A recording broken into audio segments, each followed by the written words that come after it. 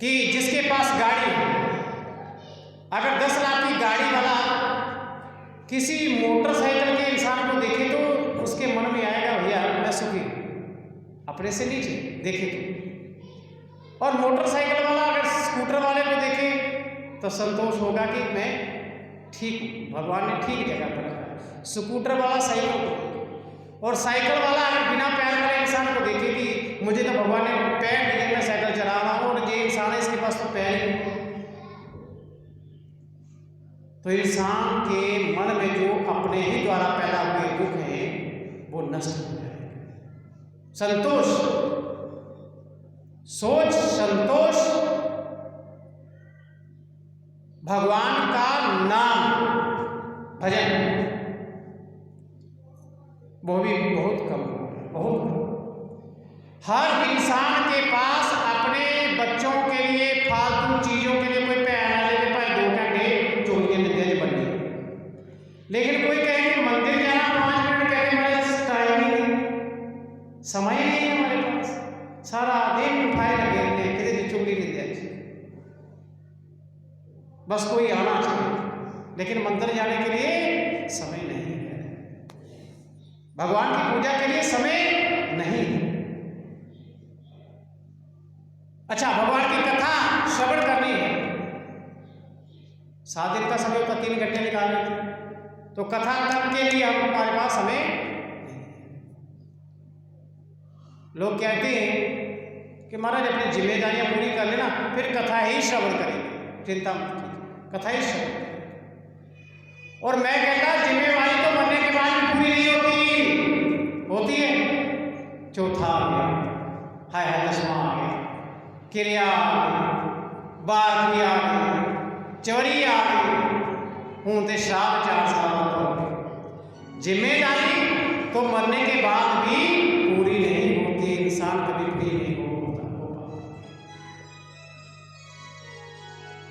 जब तक सत्कर्म करने के लिए हमारे पास समय नहीं आता तब तक हमारा कल्याण होने वाला नहीं है।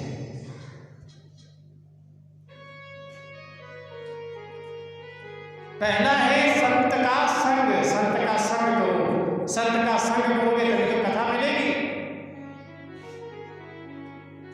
और जब तक कथा नहीं मिलेगी तब तक कल्याण नहीं।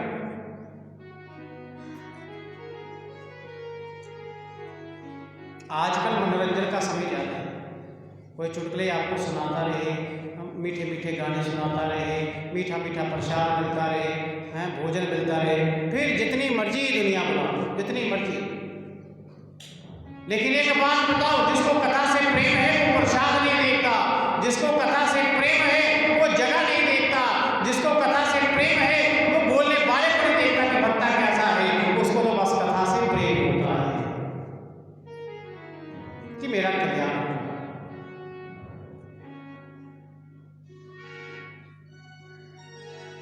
भगवान की लीलाओं को सुनो, जे भी नियम है,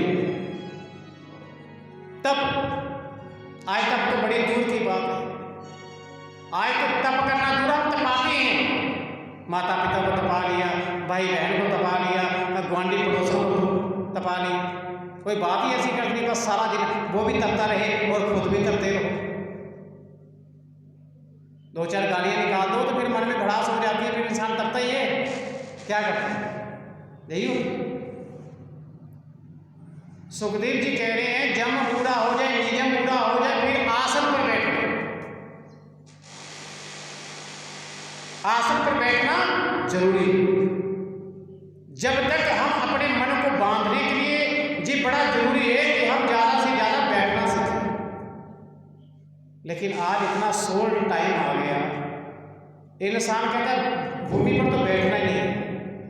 आज भी संत महात्मा लोग चाहे जितने मर्जी बड़े हो, आज भी उनका जीवन का नियम है कि वो भोजन करते हैं तो पृथ्वी माता की गोद में बैठकर भोजन करते हैं, और हमने सुख सुविधाओं के लिए हाय महाराज पौड़ी नहीं चढ़ी जाती, हाय महाराज कुर्सी ते नहीं थले नहीं बैठे जाते, कुर्सी ते ही बैठे, इतनी इतनी सुविधाएं कर दी, अपने गोडे या खुद ही जाम कर दी। जितने चलते थे उतने ठीक थे, जितनी सुविधाएं आ गई हमारी आयु कम हो गई, पहले बुजुर्ग कितनी मेहनत करते थे। अच्छा, सब कुछ कच्चा था, कच्चा था, एक्सीडेंट भी कम होते थे, बीमार भी कम होते थे, हमारे बच्चे भी मिट्टी में खेलते रहते थे, तंदुरुस्त रहते थे। आज देखिए सोचने वाली बात है, उस समय फैसिलिटी कोई नहीं है, कोई लैंप दिया जलाकर पढ़ रहा है, कोई कुछ जलाकर पढ़ रहा है।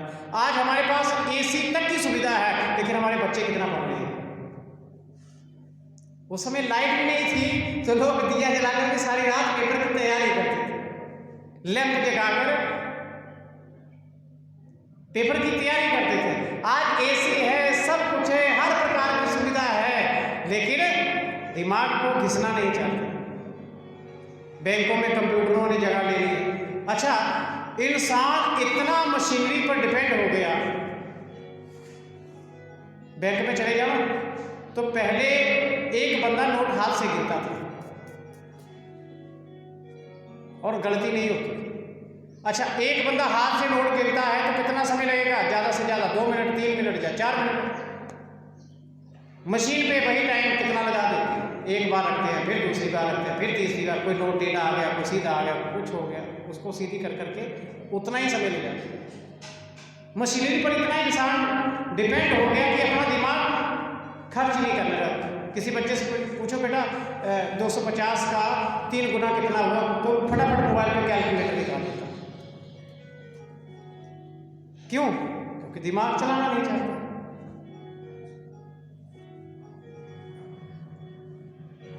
आज अगर इंसान अपने विनाश की ओर जा रहा है तो उसका कारण भगवान नहीं है, वो स्वयं।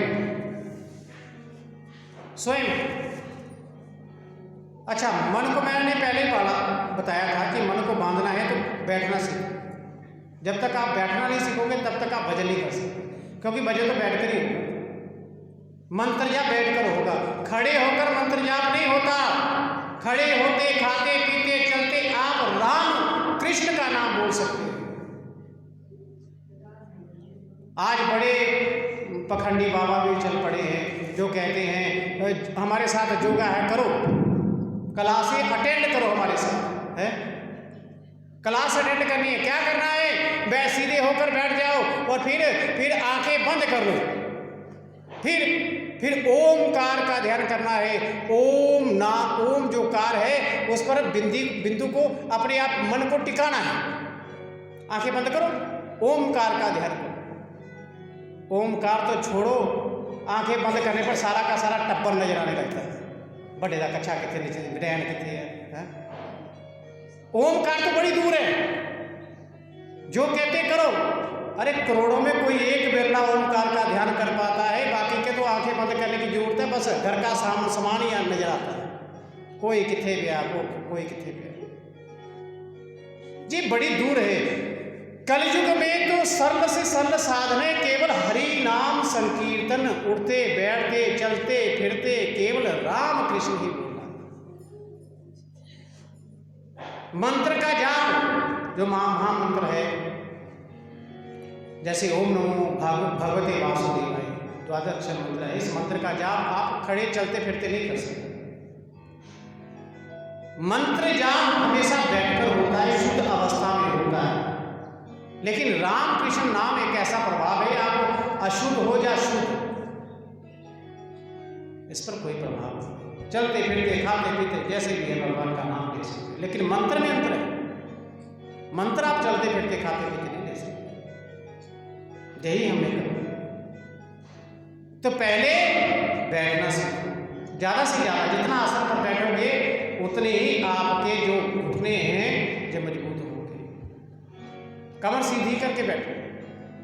ऐसा करने से हमारी जो आयु होती है, आयु शक्ति होती है, वो बढ़ती है, और ऐसा घुट निकालने से सीन होती है। लेकिन हमारी आदत बैठ गई है, सोफे पर बैठना, कुर्सी पर बैठना, बेड पर बैठना, तो हमारी आदत ही ऐसी बन चुकी है। भोले वृंदावन। और आसन के बाद क्या करना? क्या प्राणायाम। अरे जय कुंभक पूरक करते हैं ना, जो ऐसे निकाल कपालभाति पेट के लिए। आज इंसान की 90% बीमारियां इंसान के पेट से संबंधित है। शास्त्र में बताया गया कि पेट ही सब बीमारियों की जड़ है। पेट, जिसका पेट ठीक है उसको कोई रोग नहीं, जिसका पेट खराब हो गया समझो उसको कोई ना कोई बीमारी लगने वाली है। पेट का संबंध किडनी से हो जाता है, लीवर से हो जाता है। इसलिए 10-15 मिनट आधा घंटा जरूर बैठा करो, भगवान की चिंता लीलाओं का चिंतन किया। ऐसा करने से ही इंसान ठीक रह सकता है। बोले फिर प्रत्याहार, अपने आहार का ध्यान दो, फिर धारणा करनी है, फिर भगवान का ध्यान करना, फिर समाधि करनी, फिर भगवान की प्राप्ति है। ये कौन कह रहे हैं? सुखदेव जी। राजा परीक्षित कहता महाराज मेरे पास तो केवल 7 दिन हैं। अब 7 दिन में मैं आसन नियम करते करते मेरे 4-5 दिन तो निकल जाएंगे, और आसन प्राणायाम तक ही पहुंचूंगा तो 7 दिन में तो मेरा शरीर काम तो हो जाए। आप कोई सरल साधन बताइए कि जिससे इंसान की सुगमति से गति हो जाए, सुगम। तो राजा परीक्षित कहते हैं, राजा परीक्षित से सुखदेव जी कहते हैं कि कलयुग में जो इंसान मृत्यु के द्वार पर खड़ा है उसके लिए तो राम नाम संकीर्तन से बड़ा और कोई गति का साधन नहीं। भगवान की लीला का, भगवान का नाम यही इंसान को भव से पार उतार सकता है। कलयुग केवल नाम आधारा, सुमिर सुमिर नर उतरे पारा। कले दोष मिले राजन अस्थि भोगो महागुना, कीर्तना देव कृष्ण से मुक्त संगा परम भजी कहा। कृत जुगे ध्याय तो विष्णु, त्रेतायाम जलितो मुखे, द्वापरे परिचर्यायाम, कलो तदहरि कीर्तना। ऐसा सतयुग में इंसान तप ही करता रहता है, भगवान को पाना है। लाखों वर्ष करोड़ों वर्ष बीत जाते थे, भगवान की प्राप्ति नहीं होती। त्रेता युग आ गया, खूब यज्ञ होने लगे, अश्वमेध यज्ञ, बड़े बड़े यज्ञ होने लगे। लेकिन यज्ञ से क्या है? स्वर्ग की प्राप्ति। इससे ज्यादा क्या है? भगवान की प्राप्ति फिर बड़ी मुश्किल से। द्वापर युग आया तो विधि पूर्वक पूजा होने लगी, लेकिन कलयुग में तो पूजा भी खत्म हो गई। तो कलयुग में क्या रह गया? कहा कलयुग में केवल भजन रह गया, भगवान का नाम रह गया। उसी को जपने से ही जो सतयुग में परिणाम मिलता था वो सारा का सारा परिणाम इंसान को छोटी अवस्था में मिलता। वहां लाखों वर्ष की तपस्या, और कलयुग में मीराबाई को देख लो, धन्नाचंद को देख लो, पीपा जी को देख लो, नामदेव जी को देख लो, नानक जी को देख लो, कितनी कितनी अवस्था में भगवान को प्राप्त किया। छोटी छोटी अवस्था, ज्यादा आदमी थोड़ी थी। तो कलयुग में भगवान की प्राप्ति सुगम है, इसलिए हम सब बड़े भाग्यशाली हैं कि हमारा कलयुग में जन्म हुआ। देवता लोग तरस रहे हैं कि कलयुग में हमारा जन्म हो और हम भगवान की कथाओं का श्रवण कर सकें, नहीं। बोलिए कहा राजा परीक्षित, जो भगवान इस सृष्टि की रचना करते हैं, उसका पालन करते हैं और अंत में विनाश कर देते हैं, प्रलय कर देते हैं, उन प्रभु की लीला कथा का श्रवण करना चाहिए, उनकी लीलाओं का गान करना चाहिए, तभी इंसान की मुक्ति संभव है। तब राजा परीक्षित ने प्रश्न किया कि हे महाराज, वो भगवान जो सृष्टि की आपने कहा कि रचना करते, वो सृष्टि की रचना कैसे करते, कैसे वो सृष्टि की उत्पत्ति करते हैं, विनाश करते हैं, और भगवान का काम तो बनाना, मिटा देते हैं। तो मिटाएंगे नहीं तो बैलेंस कभी नहीं बनेगा, दुनिया बढ़ती जाएगी और हमको रहने के लिए स्थान नहीं मिलेगा।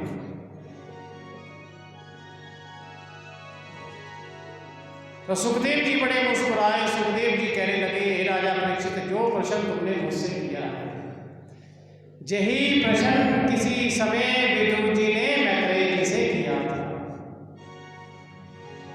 कहा विदुर जी की मैत्रेय जी से मुलाकात कहाँ हुई? तो कहते हैं जब विदुर जी हस्तिनापुर में थे तो धृतराष्ट्र को समझाते थे, महाराज आप आंखों से तो अंधे हैं, मन से अंधे मत बनिए, दुर्योधन अत्याचार कर रहा है। जब दुर्योधन ने देखा विदुर मेरे पिता को धमका रहा है, तो विदुर जी को फटकारा, कहा जिस थाली में खाते उसी थाली में सेवन करते हैं, भाग जाओ जहां से, निकाल दिया। विदुर जी बाहर कुटिया बनाकर रहते हैं, साग फल इत्यादि खाते हैं। बोले वृंदावन बिहारी की जय।